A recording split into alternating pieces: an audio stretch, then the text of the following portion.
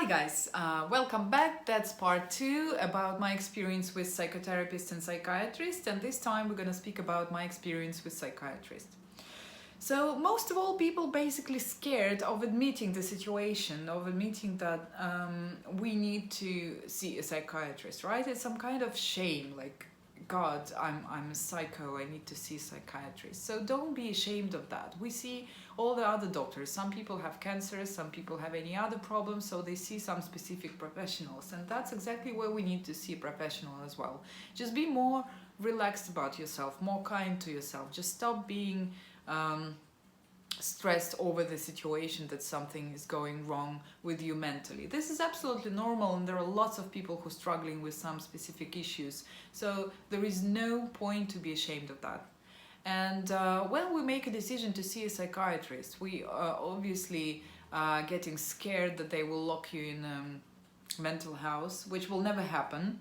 Trust me, because I went to the state therapist, and she said I was really basically just screaming, like, lock me somewhere in a mental hospital. I cannot live like that anymore. I'm seriously tired of that. I'm scared. I may come out of the window one day, or I may do something different. I don't know, maybe I will kill someone one day. Just can you just send me somewhere, because I need professional help.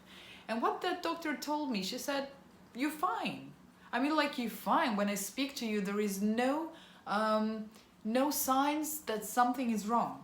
And whether you're just saying that, it means like you're having anxiety and nothing else. And there are lots of people having anxiety in this country, so we cannot help everyone.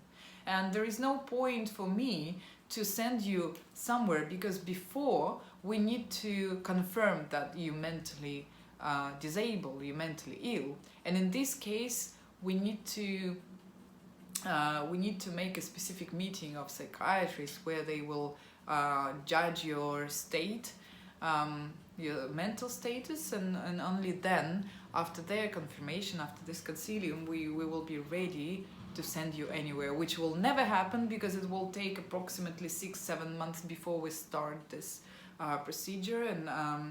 And trust me, she said, having conversation with you shows me that there is no signs of any mental disorder.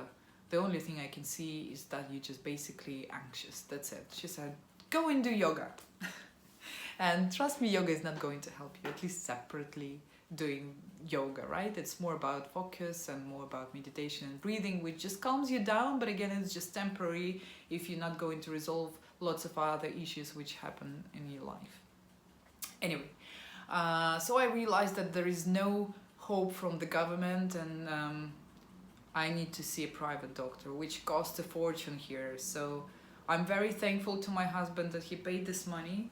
So we went to see, first of all, private therapist, who sent me to make an MRI. And I need to make a separate video about MRI, because I'm sure lots of you made this.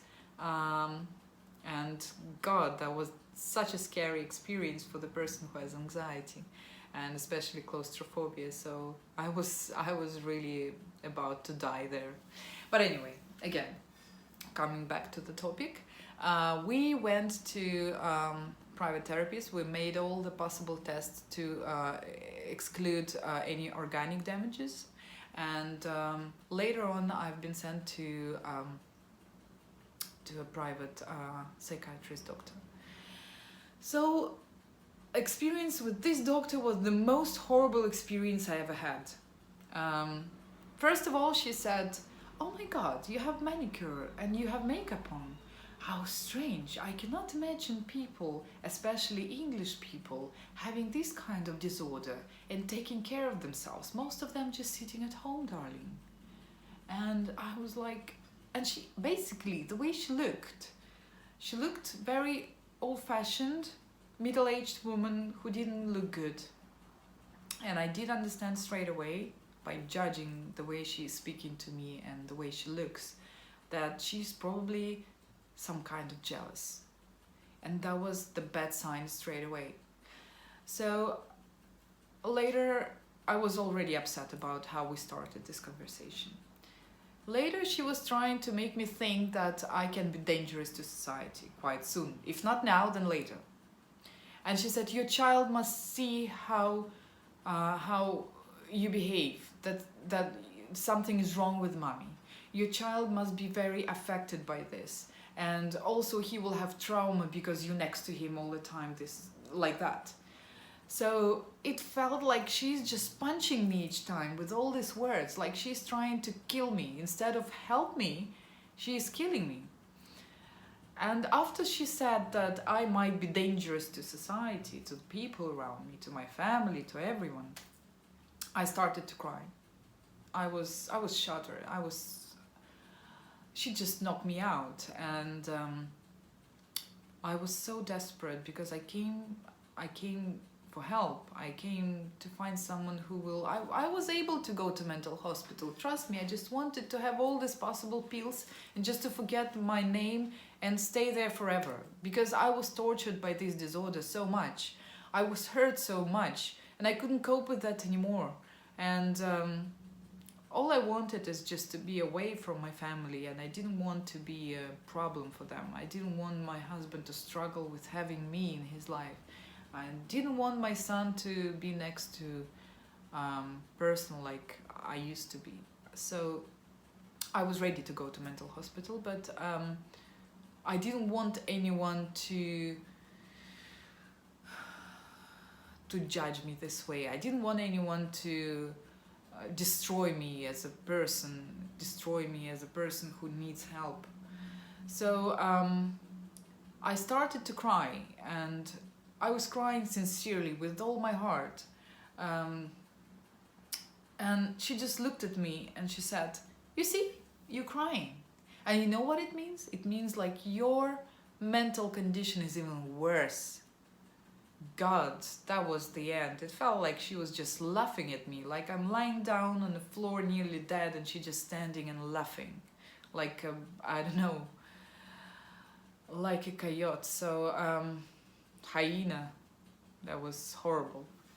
And obviously I understood that this is not my person. I need to leave. So because your cognitive reactions, your cognitive behavior and your cognitive abilities are not really damaged, and they just basically a bit changed.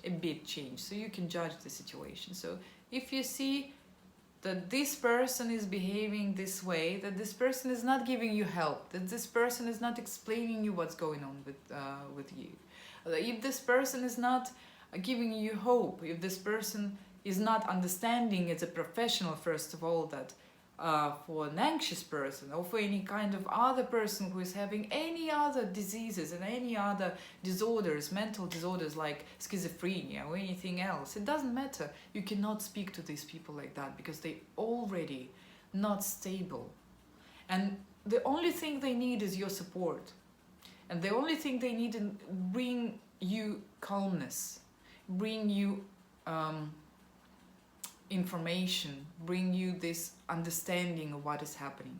And if you see that someone is just trying to knock you out to make you feel very, very disabled, and then finally lucky you found this doctor who is able to give you a bit of relief if you will be paying all this horrible money and will be visiting this person 3 times a week, spending 300 quid each time for like half an hour. By the way, after 30 minutes of our conversation, she said, okay, I have to stop because you paid for 30 minutes. If you want to continue, pay more.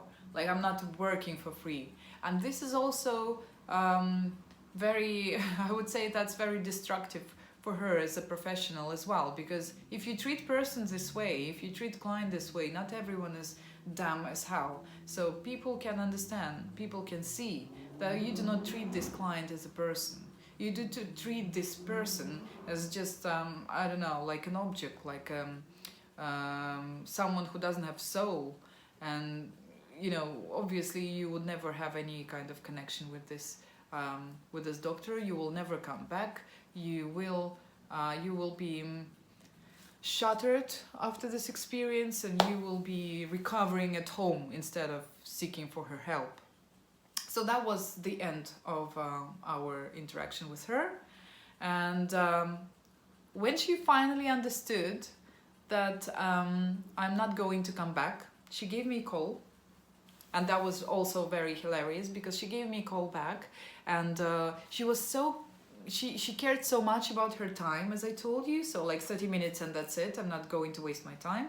This time she spent a whole hour talking to me absolutely for free, and she offered me some other stuff, which was also hilarious, because she offered me some specific machine, which is bringing your some kind of, I don't know, like a headphones around your head. I don't know how it works, but it's supposed to change your neurotransmitters connections inside your brain. And she said, oh, that's a fantastic stuff, you need to try. Because, you know, when I have, like, sometimes I'm waking up in a bad mood, and then I think I just need to use it at least for 30 minutes. And then 30, or I don't remember what exact time she mentioned. And I just thought straight away, what a weird woman. If she doesn't have any mental issues, but if she is just in a bad mood and she's using this kind of machine to feel better, that's obviously very weird. And she was trying to make me come back and use this machine for, I don't remember, £4,000 or £5,000. She promised me a fantastic discount. So, but obviously I thought that there must be something where there was like two thoughts which I had. The first one, I was obviously, as a person who is having problems, I was like, oh, maybe that's a good thing to try. I've never heard about that, and maybe it will resolve my situation straight away. But my other thought, and the rational thought, was like, that's very strange. If you use any kind of machine like that, it must definitely have side effects, because there is no possibility that it will just cure you and everything is fine. Because she was telling me, like, lots of celebrities doing same when they're having depression or anxiety, and they feel absolutely fantastic and flawless after that.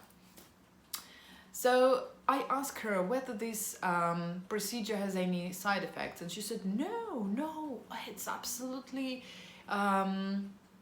it's great. It will make you feel fantastic straight away. So there is no side effects. No, it's just one. And I said, what kind of one side effect does it have? And she replied, you know, sometimes people have epilepsy after that, but that's it. I was like, seriously, that's it? So on the top of all my problems, being depersonalized, derealized, and to not understand really what is happening to me, I will have epilepsy in the end. That's fantastic future. I'm very looking forward to have that. And I just thought, this woman must be crazy herself, seriously. And she tried her best to have me as a client. She prescribed me some medication that was escitalopram, which I tried, and it didn't work for me at all. It was really bad.